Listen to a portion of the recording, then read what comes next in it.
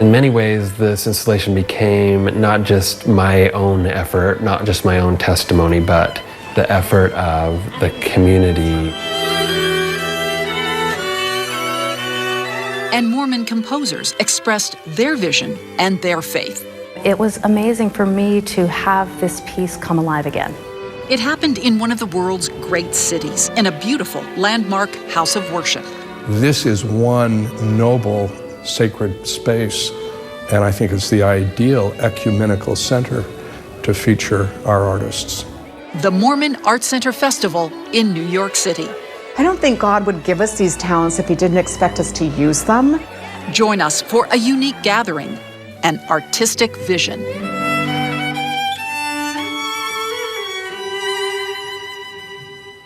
Inclusive. A prophetic vision, a clarion call from President Spencer W. Kimball 50 years ago, inspired many. He delivered an impassioned address at BYU, calling for Latter-day Saints to develop their artistic gifts and talents. Our day, our time, our people, our generation, our BYU should produce such as we catch the total vision of our potential and dream dreams and see visions of the future. If we strive for perfection and are never satisfied with mediocrity, we can excel. It remains for inspired hearts and talented fingers yet to reveal themselves. From 1967 to 2017, many have captured that vision and brought it to fruition, particularly in visual arts and music. And for 3 days in June, hundreds of Latter-day Saints gathered to celebrate those achievements. Throughout New York City, art and music are a part of everyday life. So it's not surprising that on the Upper West Side, there's a gathering that some are calling a new arts movement. I love the idea that Mormon art can reflect all the kinds of moods that I might have. As with most movements, it had humble beginnings and a key individual who, in this case, many say was inspired. He is Glenn Nelson. Glenn and Marcia, longtime New Yorkers, live in a small apartment. They've raised 2 children here, and original works of art by Mormon artists fill their home. We curate little mini shows at the Nelson Museum of Modern Art. Glenn grew up on a sheep farm outside Enoch, Utah. The little boy with allergies had to stay inside. Sometimes in the year I was so sick I just couldn't get off our couch. And so my great uncle, I think it was a watercolorist, and we had some of his work. And when I was really, really sick, I would just stare and stare at them. Also growing up close to Cedar City and the Utah Shakespearean Festival, I sort of assumed that every kid by age 16 had seen Hamlet 10 times. Fast forward to a courtship with Marcia and a move to New York City for graduate school. Glenn then became a book editor and eventually a ghostwriter. The Nelsons invited artists to stay at their apartment and began collecting their art. So they would sleep on the couch, and then they would send thank you cards, which were drawings that they had made. So our collection started to grow from there. Eventually, they bought exclusively works by contemporary Mormon artists, and today have perhaps one of the most diverse collections. We have a wonderful piece by Isabel Dufresne, and we were here on 9/11, and that piece really speaks to us as members of the church living in New York at the time. And then, with a feeling that all these artists should know each other, in 1999, Glenn created the Mormon Artist Group. It occurred to me that there are all these artists in our ward, in our stake, and so I said, let's get together and put on some things and just spend some time together. So that's how the community started. Historian Richard Bushman, a longtime friend, approached Nelson about the idea of a Mormon Arts Center and festival. There are Mormons who can do splendid art that's recognized and is powerful and path-breaking. And I think that's what we are capable of doing. He saw the coming forth of talents from President Kimball's vision. It has the power to inspire us even now, and it shows the power of the president of the church, because we all love him and respect him, but also our yearning as a people to be able to produce art. The gathering that took place was the culmination of something that began happening quietly: community building. a community of faith. Artists and composers who would not have that connection do now because of them. We've been collecting art and meeting with these artists for the past 30 years, and this opportunity to have them all come together in one collective organization and event is really, really fabulous. Coming up, you will meet some of the artists who share their gifts and faith with the world.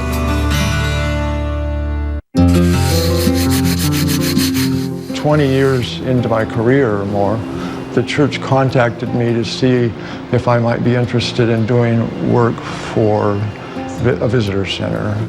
Organizers for the Mormon Art Center Festival knew they wanted Walter Raines' art and wisdom. I know Glenn and I know Richard and Claudia, and right away I knew this was going to be something special. Their idea is to try to pull in the artists that we've never heard of. I thought, oh, wonderful. Walter Raines' paintings fill the halls of the church's Manhattan Meeting House. Others are in the conference center and in church publications. People ask me, are you a Mormon artist?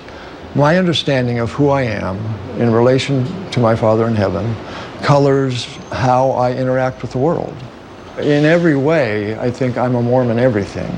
With Raines' contemporary images from the scriptures, he gives us Lazarus before he walks out of the tomb. I wanted you to feel the way the spirit is forced back into the body and that first breath that Lazarus takes as he comes back into physical existence. This particular plastic floor. The exhibition included video art. This black and white animation comes from artist Annie Poon. The story of the Split House is really the story of finding hope through physical struggle and mental struggle. I struggle with mental health, and so that formed the latter part of the Split House, where the woman enters the ship, which represents the ship of Zion. Annie works in many mediums, which started during her childhood in Connecticut. She studied at New York's School of Visual Arts, and her animation, Runaway Bathtub, belongs to the Museum of Modern Art's Education Department. The Book of Visions, which was the animation I made for Mormon Artist Group. That was the first piece of mine that the church actually purchased. Nephi shocked his brothers with the power of God. Annie's art strengthens her faith. I feel like the Lord doesn't just give it all to us at once. When he inspires us, he gives us just that one step. And it goes back to that hymn for me, one step enough for me. The festival has brought not just their work, but brought the artists together. Sharing this idea of creating the Mormon artists that President Kimball wanted us to become. And I think we can really bounce ideas off of each other, and we can celebrate each other's successes. This one was the cover of the Ensign. I feel really blessed and maybe lucky to be able to make the imagery that I love to make. Christo, 161 portraits of Christ at the festival came from Utah artist J. Kirk Richards. His hope is that Latter-day Saints themselves see Mormon art in a new way. Art has the potential to be a common language between Latter-day Saints and maybe those who are less familiar with our history, our story, and our beliefs. He knew he wanted to become a painter from an early age. One of God's gifts to us is the gift of creation and expression. It's really integrated into our identity as Latter-day Saints. Another blessing came when he was called to serve a mission in Rome. To be able to, on my preparation days, see works by Michelangelo and Caravaggio and the great masters. Now he believes Latter-day Saint artists must seize the day. There's a sense that it's time for us to make a big leap. The gathering of talent in New York City, I think that there's momentum there to make a difference, to say something in the world. Events are influenced by these angelic presences. My view of the cosmos is one that involves interactions with God and interaction with God's people on both sides of the veil. Brian Kershisnik's spiritual, mixed with whimsical views of life have drawn Latter-day Saints and those outside the faith to his art for decades. His work at the festival, titled Death Suite, is based on his family history from Slovenia. One of the prints is a conversation with a corpse saying, "I'm sorry, we thought you were a man." And so the corpse is saying, "Can you fix that?" And the living is saying, "Yes, we can." "Oh, great, thank you." The son of a petroleum geologist, Brian's creativity was influenced by living in Angola, Thailand, and Pakistan. The way that I draw is very much informed by drawing from life, but I make these pictures from imagination. These are paintings of people that are approachable. Brian hopes that this event will reach artists not active in the faith to embrace them as well. For someone who has questions or doubts about the church, there needs to be a place for them. Next, we take you to the first annual Mormon Arts Center Festival.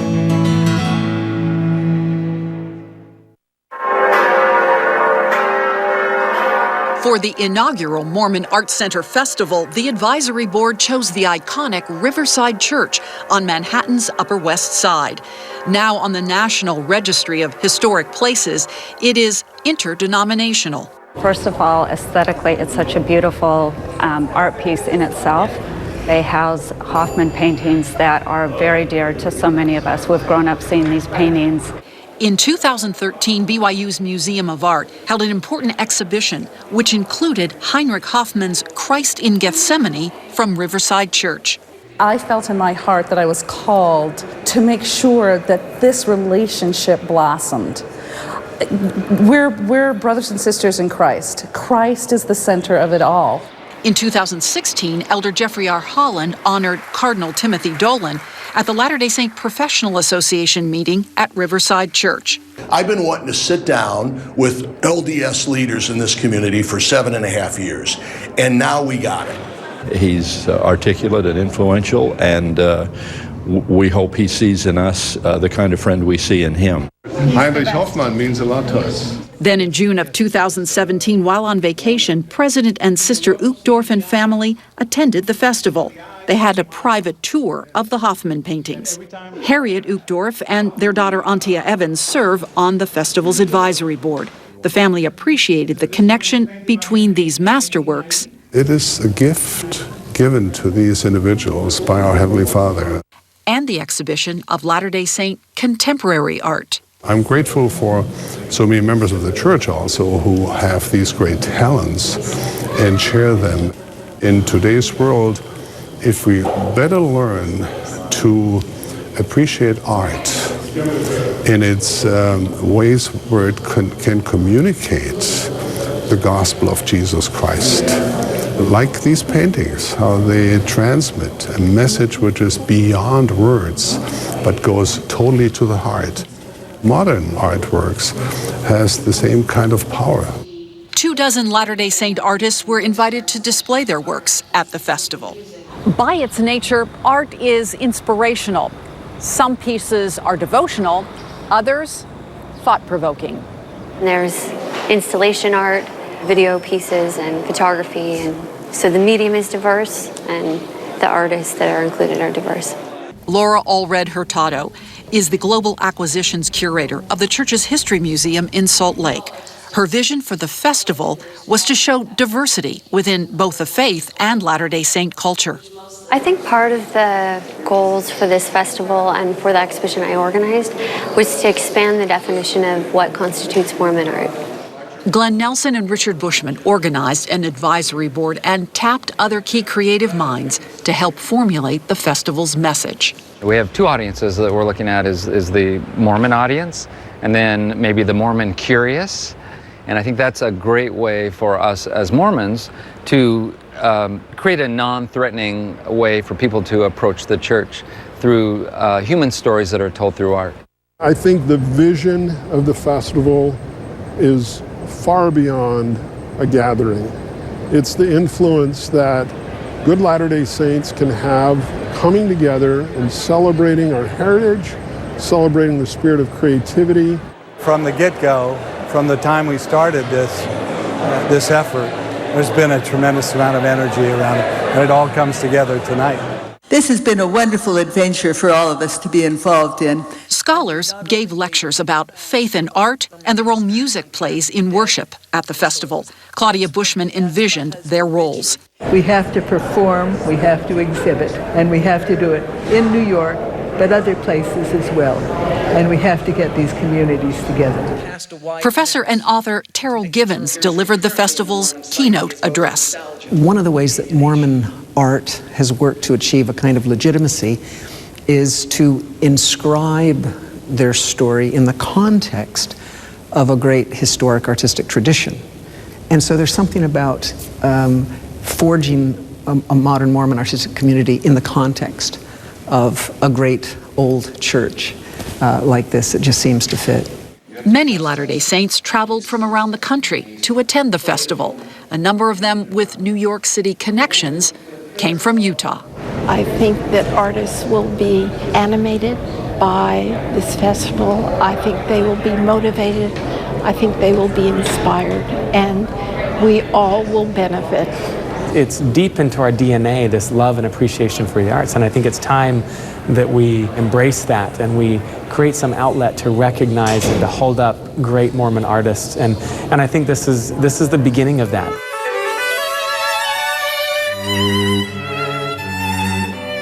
And there was music. Meet the composers and hear the inspired sounds at the festival. That's next.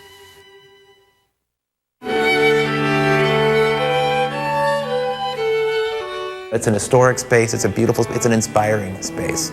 Christ Chapel at the Riverside Church became the perfect space as the Deseret String Quartet performed the works of Mormon composers. Ethan Wickman created this piece. To be here with these people that are using their relationship with Mormonism as a way to access that deep creative self is thrilling.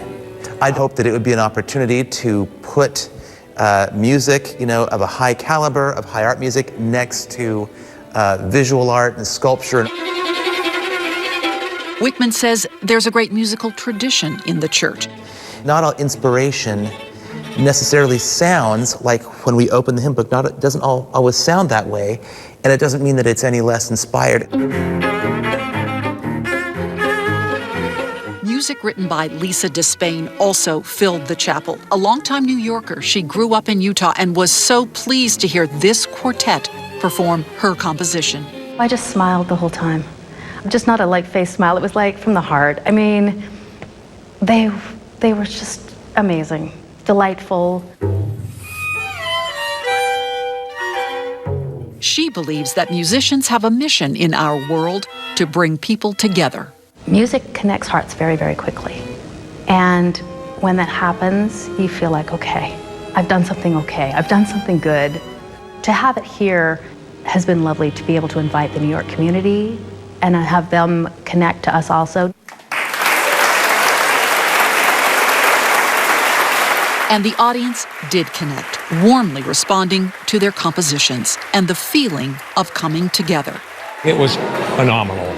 There are quite a few of us that are from Salt Lake that trekked out here, kind of a reverse migration for the arts. If we can connect people who love art with people who make art, I think it will help a lot of people be able to do the things that they love. I hope this is just the beginning. A lot of good things came from the last few days, and we're already planning next year. I think President Kimball would have been the first person on their feet last night when he heard the Deseret String Quartet and the work of these incredible composers.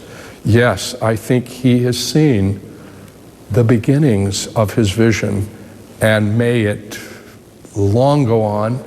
And that is the plan. The festival founders hope for wider acceptance of contemporary Mormon art, and also hope someday to have their own Mormon Arts Center. We would like this to be the first step towards a permanent center. During the festival, members of the advisory board met with leaders of the Jewish Museum. This, say Latter-day Saints, is their model. I just think it would be a wonderful thing for the community to understand Mormon culture through the arts. with some type of brick and mortar center. They believe New York is the perfect location. There is something magical about the city, and it does make sense because the population here, both the LDS population and all the others, just understand art as being part of what you do each day. The first annual Mormon Art Center Festival ended with a sing-in, a 200-voice choir of participants led by Craig Jessup, former Mormon Tabernacle Choir director, and the one who brought the composers and musicians together. When a great piece of art transcends any religious or political boundaries and is embraced by humanity, that is when we have really arrived. And I feel that our LDS artists are on that road. We need here to dream of things that never were, and ask why not. They gathered in one of the world's great cities, in an iconic church, having developed their gifts and talents, answering a call of a prophet to his people.